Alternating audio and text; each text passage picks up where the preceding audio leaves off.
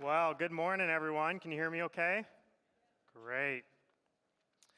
Hey, it's an honor to be with you this morning. It's a privilege to be here. I want to thank all the sponsors, all the people behind the scenes that have to work really, really hard to pull this event off. And thanks to each of you for being here.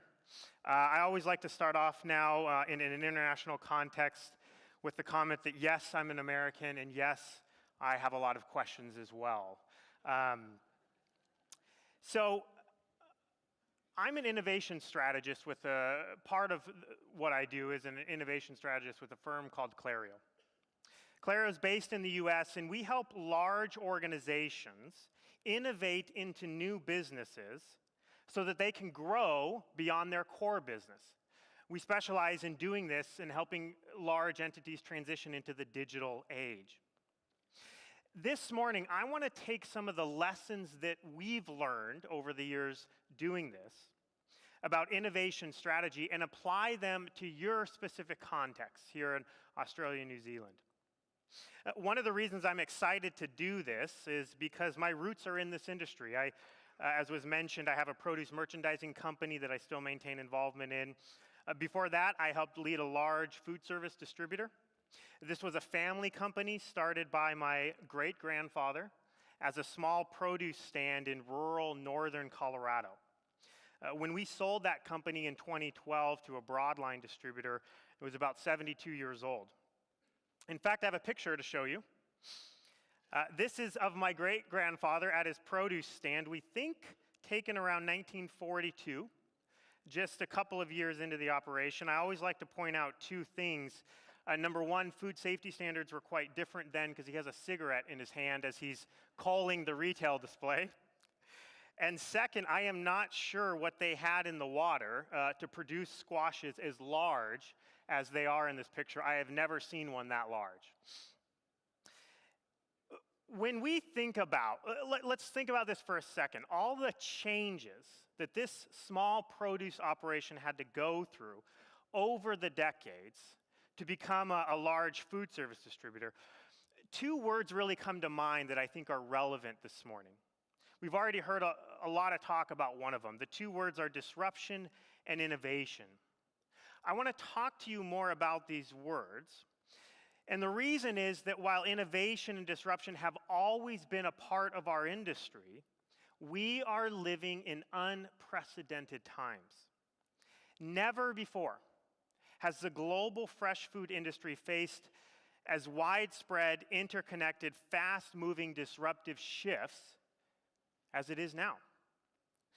You've already heard and will continue to hear more about these shifts. What I want to talk to you specifically about this morning is how do you respond to them in the daily organizational life that we all belong to? These shifts have enormous implications for anyone situated in the Australia and New Zealand markets. And really, I have one objective this morning, and that's to make you excitedly uncomfortable about these shifts. This, of course, is a big topic, and so I want to scale it down in our short time this morning. I'm going to do that by just presenting to you three simple considerations that I want us to think through together. And we're going to start with the uncomfortable part, all right? Consideration number one, your business is being disrupted. I suspect you might have two thoughts as you hear this. Number one, you might be saying, Drew, how do you know that? You don't know my specific business. True, I don't. But if you're situated in the global food supply chain in any way, chances are you are being disrupted, you are disrupting, or you're about to do one of the other. Maybe the second thought you have is, Drew, I hear this term a lot, disruption. You're saying it a lot. What does it actually mean? Well, that's a great question. Part of our job at Clareo is to take such generalized, watered-down terms like disruption and innovation and get at their core meaning. So, for the term disruption, we go back to the beginning of that use of the term. Grew out of some significant studies and findings out of Harvard Business School, specifically a professor named Clayton Christensen in the mid-90s. And Christensen defines it this way: a process that displaces an existing market, industry, or technology and produces something new and more efficient and worthwhile. Great description of disruption because it helps us easily identify it when it happens.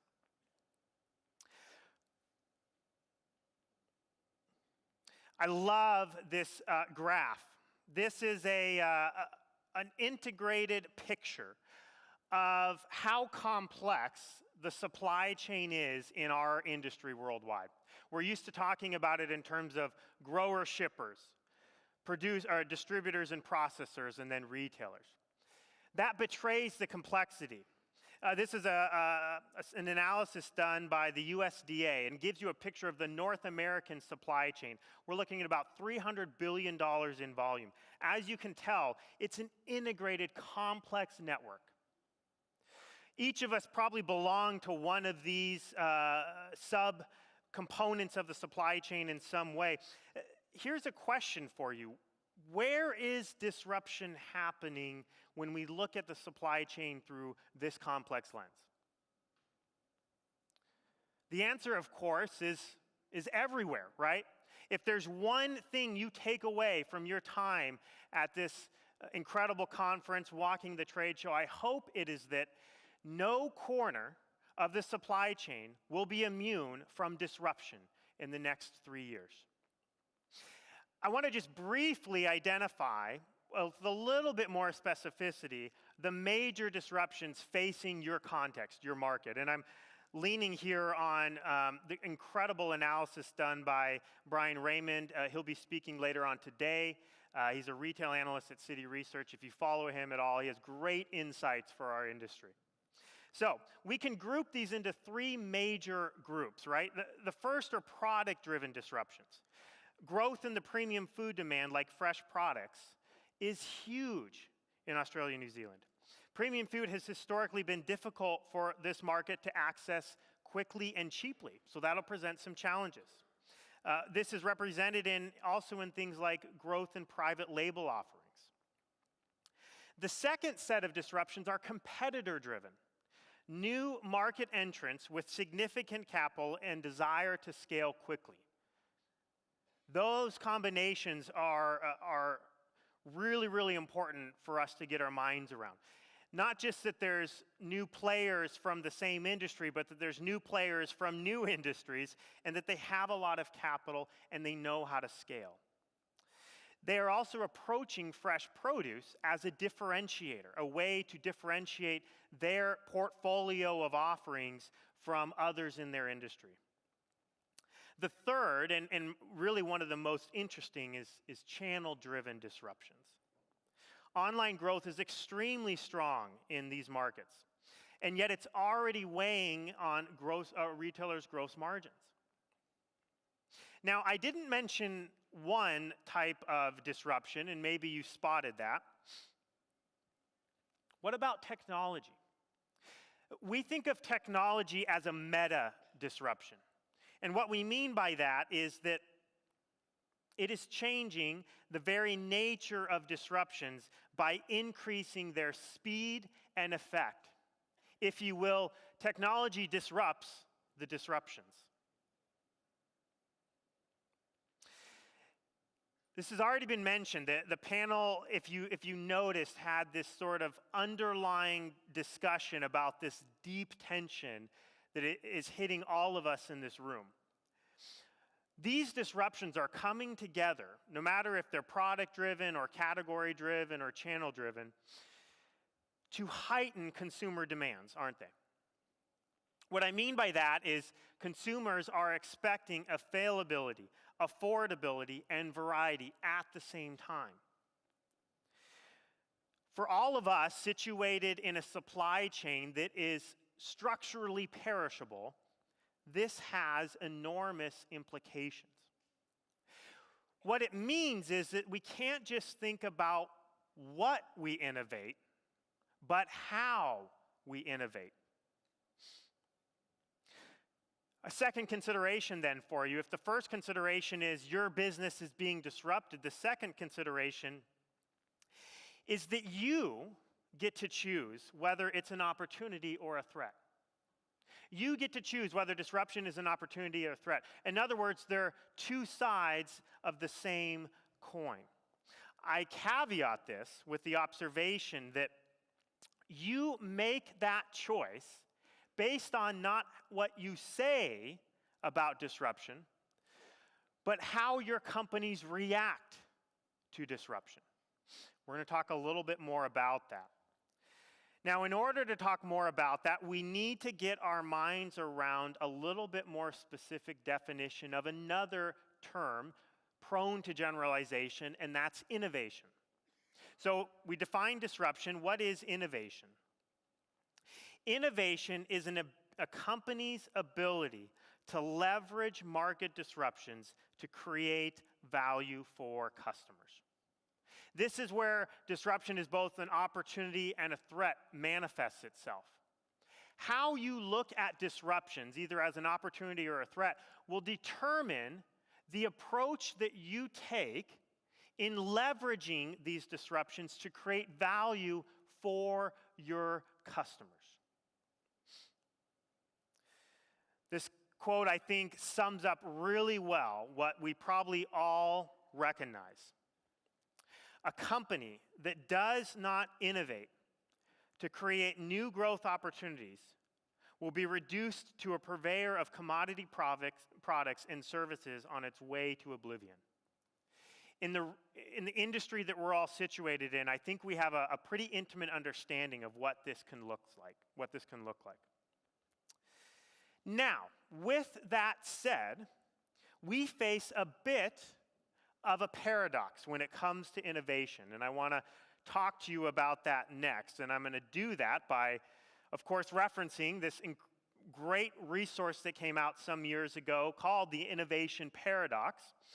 If you aren't familiar with this book, get it. It's worth your time. The Innovation Paradox presents innovation as a spectrum. In fact, innovation is not one thing. We can think of it as a spectrum with two polar ends, and every company that's engaged in innovation is moving along this spectrum one way or the other.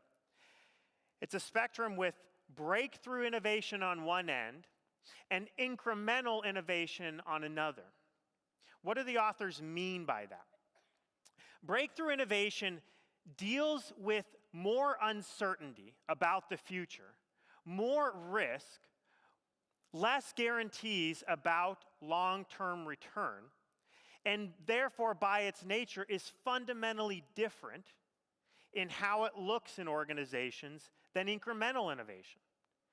Both require different types of management. So, to break it down a little bit more, breakthrough innovation is talent combined for discovery and execution. Incremental puts a strong weight on execution. Breakthrough innovation generally requires funding from separate budgets. Incremental accomplishes funding through business units. Breakthrough innovation, as I said, has a low chance of success. It's incredibly risky. Incremental innovation, on the other hand, has larger chances of success. Incremental innovation has large returns on investment. Breakthrough innovation has large returns on investment. Incremental innovation has lower returns on investment. Here's a key difference. Breakthrough innovation is primarily discovery-driven. Incremental innovation is primarily execution-driven.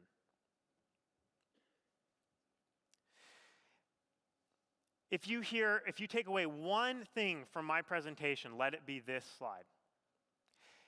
The innovation paradox tells us that the aggressive pursuit of operational excellence and incremental innovation can actually crowd out the possibility of creating breakthrough innovation in our organizations.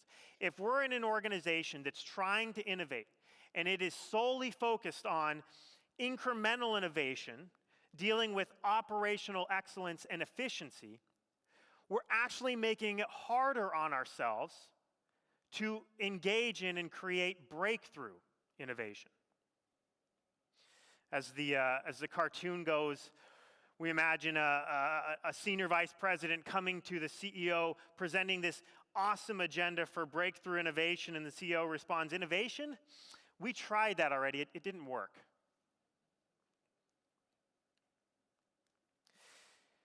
At Clareo, we like to think about this with a metaphor.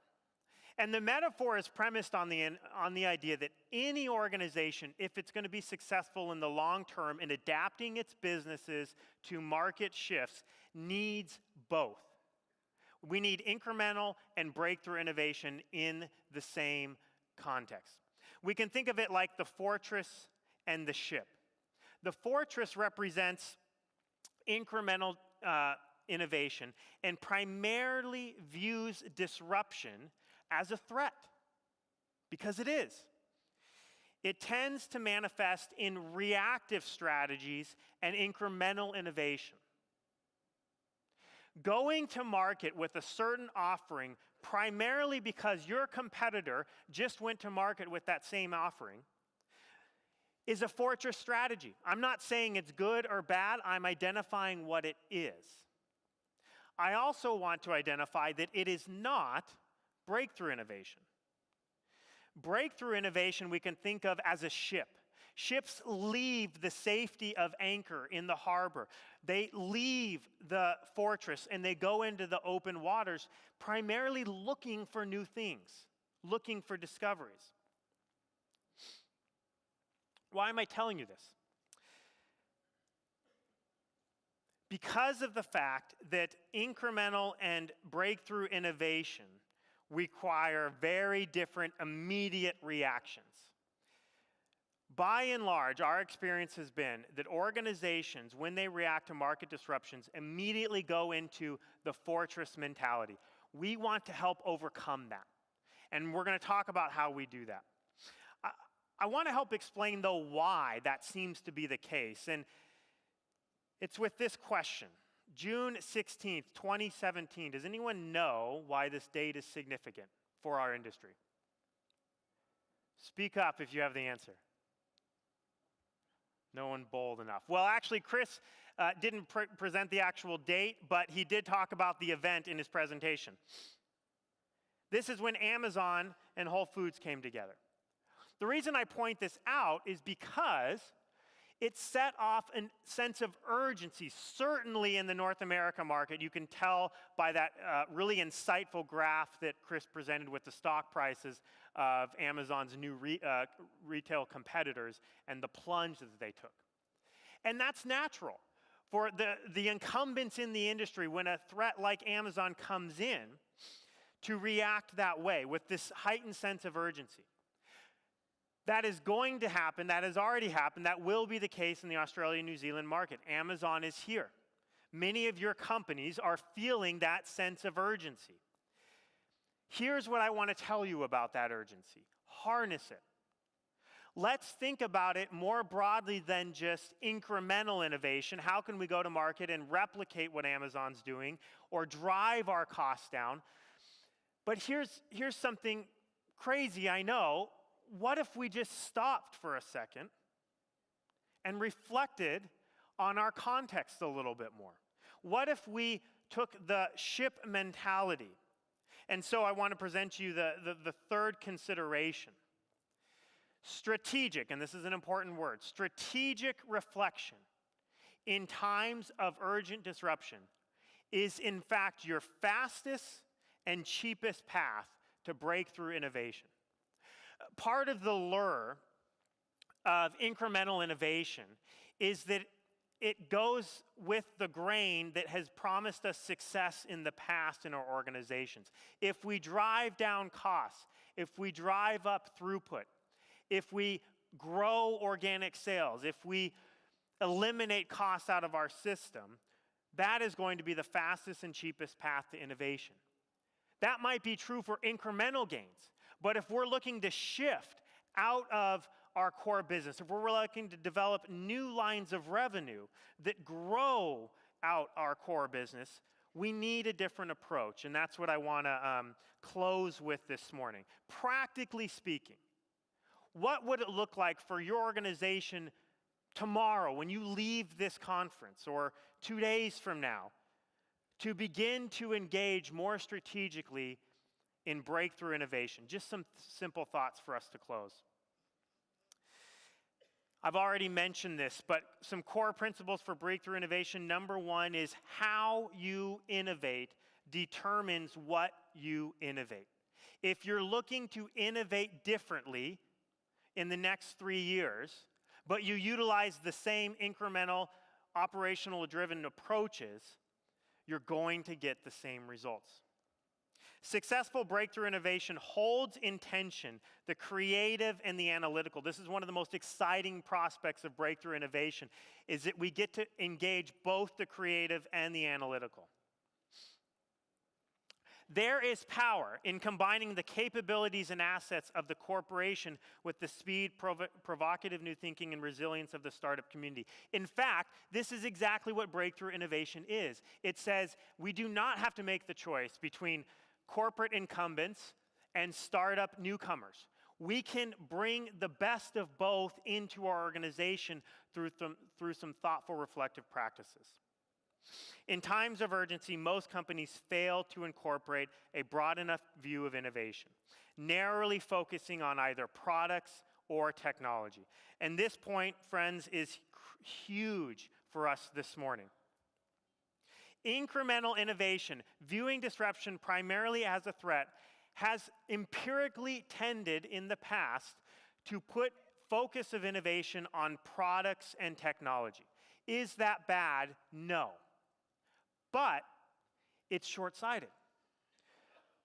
We need a much bigger picture of innovation, and a practical tool that I'm going to just briefly touch on is a tool that we've used at Clareo for a number of years. The founder of our firm is a professor of innovation, one of the first to do his PhD in innovation at Northwestern University Kellogg School of Management. And him and his colleagues put through several large corporations through some rigorous analysis, data analysis. And they came up with what's called the innovation radar. Perhaps you've heard of it. Here it is. The innovation radar tells us that we can innovate on a huge number of things when we think about delivering value to our customers. A funny story that Dr. Walcott likes to share, he's the professor who led this study, is that this study literally got off the ground in the mid-90s because some people were wondering, those in Kellogg were wondering, how in the world Starbucks, which was fairly new at the time, was able to get people to buy $4 cups of coffee without reinventing the product itself. It's pretty remarkable when you think about that. Starbucks did not, in its earliest days, reinvent the product of coffee. However, they did innovate on something incredibly crucial: customer experience. So, for us, when we think about innovation, we can think about innovating in 4 broad categories, and that's represented here by this set of 12 vectors. On the top left, you have where. Can we change where we sell to our customers?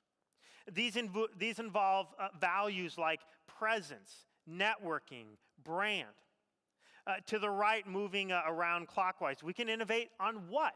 This is the more traditional approach, changing what the firm offers, changing what our organization offers. Going into the trade show, we're obviously going to see a lot of this today. The specific offering in terms of products or services, the platform that product and service is delivered on, or even the solutions, technologically speaking, that those are granted. Moving down along, we can innovate the who. We can change who our customer is by capturing value differently in our supply chains, by changing the experience of our products and services, by changing the target customers themselves that we're going after. And then finally, we can change the how. We can innovate on the how. Changing how our organization is literally organized will produce different innovations. Who we partner with in our supply chain, our vendor network, could be a source of innovation. changing how we operate, our processes, going back to the beginning and asking why we do the things that we do in our operations. The where, the what, the how, and the who. All of these are broad sources for us to think about breakthrough innovation. Okay, so let's take this again one step further. I want to leave you with a very practical what now. If this is at all interesting to you, if you're thinking about this in terms of your organization, here's what I would suggest you do next. First,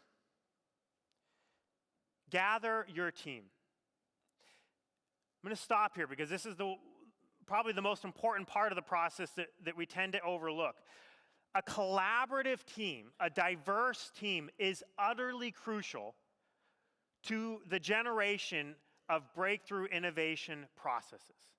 If we do not have a collaborative team, if we're not in a collaborative space, and I mean both physical space and creative space, we're not going to increase the likelihood, the probabilities that our ideas are going to lead to innovation.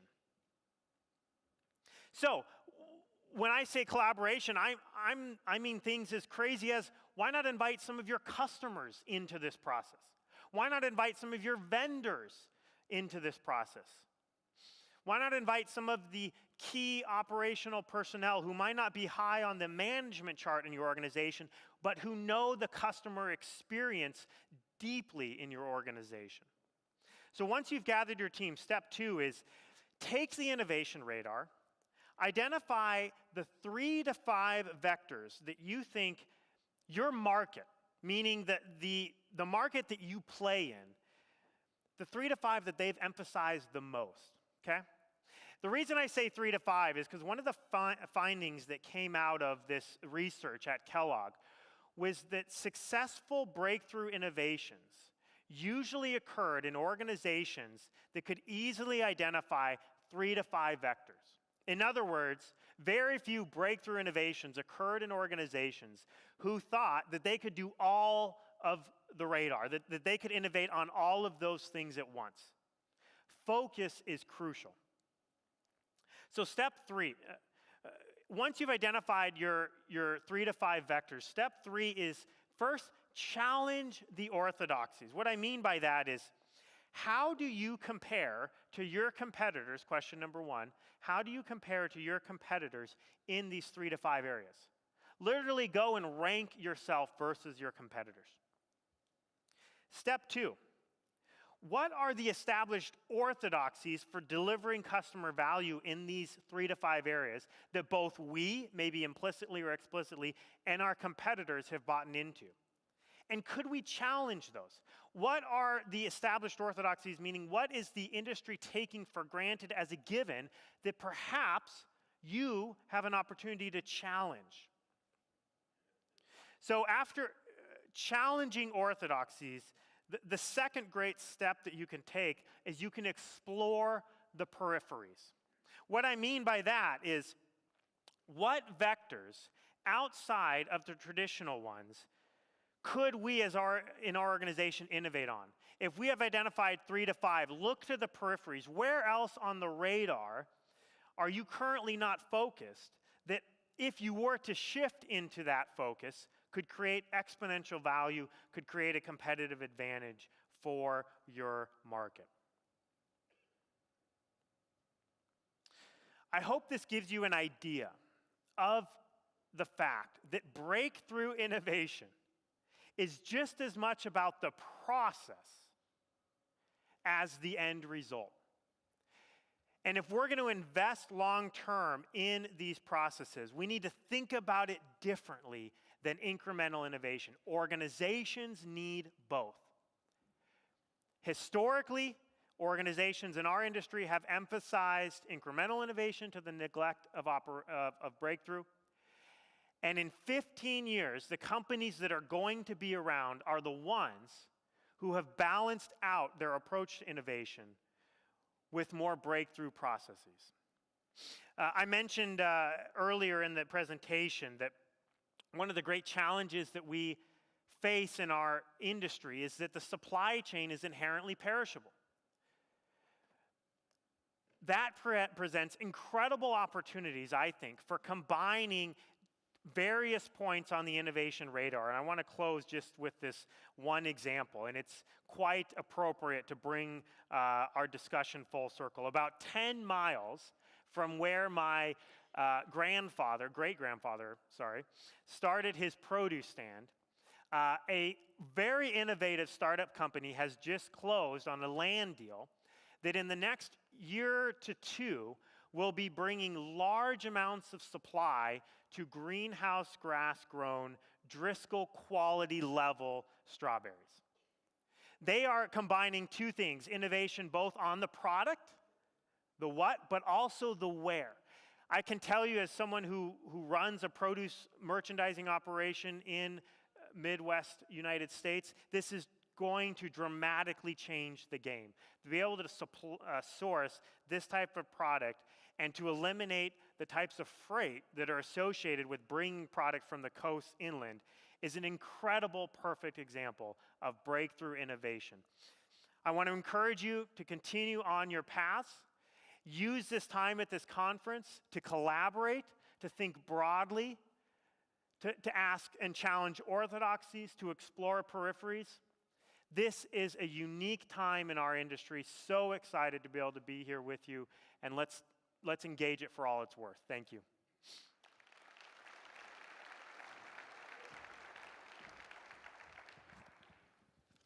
Well, thanks very much, Drew. Hey, I've just got a question. You did talk about choosing 3 to 5 ideas, 3 to 5 vectors, and then you said focus is crucial, right? So my one question is, which idea do I choose? And how do I go about doing it? Because you've, and in fact, not just you, but also we heard a number of ideas throughout the panel session and also through Chris Riddell's speech this morning about different ideas. So in your opinion, which one do I go for? Yeah. Toby, this is a great question because essentially what you're asking is, how do we move from ideas to good ideas? And then doing something about it. Yeah. So the first thing I would say in response to that is, because we're dealing with the future, we can't pre-select the good ideas. What I mean by that is we need to balance the creative and the analytical and let ourselves explore that some ideas might not be good and some ideas might be good. The second way I'd answer that question is, for example, in our work with large corporations, we run them through a diagnostic related to the innovation radar. There's several of these out there. Ours is clearly the best, right? But that really helps get a firm idea, bring some data into the process. If you don't run your team through that type of process, at least take a survey of members of your team or customers or even vendors. Ask them, what of these do you think we do best and what of these do you think we do worse? Opening up that decision-making process will help narrow down those 3 to 5. Fundamentally, what we want to do with breakthrough innovation is challenge the insider view that we're all susceptible to. Sure. A lot of people call it the inventor syndrome because Yes. I came up with the idea, it must be a good one. Look, can I just add to that? I suppose if I can pose this, is doing anything better than doing nothing? Huh. So is there such thing as a bad idea? Yes, there is, but you're not going to find that out beforehand. Yeah. And this is the paradox, isn't it? So part of what I think you're saying, Toby, is we need to allow, in these types of creative thinking processes, for failure. Failure is okay. If you discover that an idea is bad, you want to do that as quickly and as cheaply as possible. The myth of incremental innovation is that it seems to tell us that that's the fastest path to discovery, and in fact, I would challenge that. Thinking far more broadly, playing around with these ideas in small focus groups or prototyping MVPs, minimum viable products, doing these things on a small scale, taking small risks is the fastest and cheapest way to that discovery. There was a consulting firm many years ago who had this phrase, and you're more than welcome to steal it. They called it 1-10, 8, 9, 10. Right? And the concept was, where are we now? Where do we need to be? And just do the last bit. Get it going as quickly as possible. 1, 10, 8, 9, 10. Love Well, it. hopefully we can score you a 10 out of 10. There's my segue into the finishing off. Ladies and gentlemen, would you join me in thanking Drew Yancey? Thank you. Thanks so much.